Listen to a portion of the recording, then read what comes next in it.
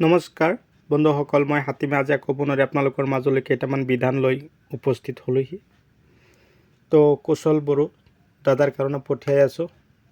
মানাস অভয়াৰণ্যত দাদাৰ ঘৰ, মানাস অভয়াৰণ্যৰ ওচৰতে। তো মই কেইটামান চাকাটা যোদ্ধা, বেছি গুটি নহয়, মাত্ৰ 40 পেকেট দিছোঁ। এটা বাকচত 10 পেকেটকৈ আছে, 4টা বাকচ দিছোঁ। আপোনালোকে যদি ভাবিছে যে বৰ্তমান সময়ত আমি তিতাকেৰেলা খেতি কৰিম, তেনেহ'লে আপোনালোকে চাকাটা যোদ্ধা 2252 এইটো কৰিব। লগতে মই জলকীয়া গিৰিচিডৰ ৰাভি ভিডিঅ'ৰ মাজত কৈ দিওঁ যে বৰ্তমান সময়ত যদি কৰে, মোটামুটি কোনটো মাহত, মাৰ্চ এপ্ৰিল মাহত বৰ্ষাকালত বিকিবৰ কাৰণে এইটো জলকীয়াৰ গুটি আপোনালোকে দিব। তাৰ লগতে আৰু এটা জলকীয়া হ'ল SVHA4444। এইটো জলকীয়া আপোনালোকে বৰ্ষাকালত বিকিবৰ কাৰণে চেমিনিজ কোম্পানী। মাৰ্চ এপ্ৰিল মাহত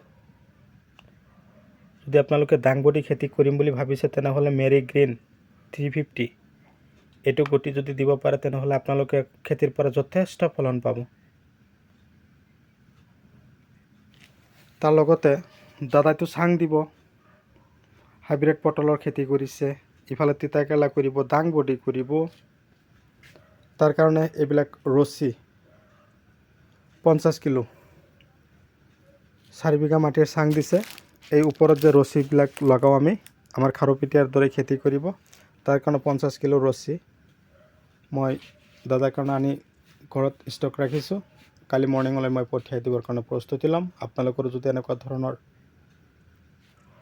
বিধান লগা হৈছে, কিবা ফাৰ্টিলাইজাৰ লাগে, কিবা পয়জন লাগে, কিবা ইনচেক্টিচাইড ফাংগিচাইডৰ কিবা গছত কিবা বেমাৰে পাইছে, আপোনালোকে 7002163162 এইটো নাম্বাৰত হোৱাটছআপ কৰিব, যোগাযোগ কৰিব। আপোনালোকৰ খেতি যাতে ভাল হয় মই তাকে কামনা কৰোঁ। কিবা বিধান লাগিলে আপোনালোকে মোক জনাব। আমাৰ খাৰুপেটীয়াত যি পদ্ধতিমতে আমি খেতি কৰোঁ, সেই পদ্ধতিমতে আপোনালোকেও কৰক, আপোনালোকেও সফল হওক, মই তাকে কামনা কৰি আজিৰ এই ভিডিঅ' মই এইখিনিতে অন্ত মাৰিছোঁ। পৰৱৰ্তী ভিডিঅ'ত পুনৰাই লগ পাম। ধন্যবাদ।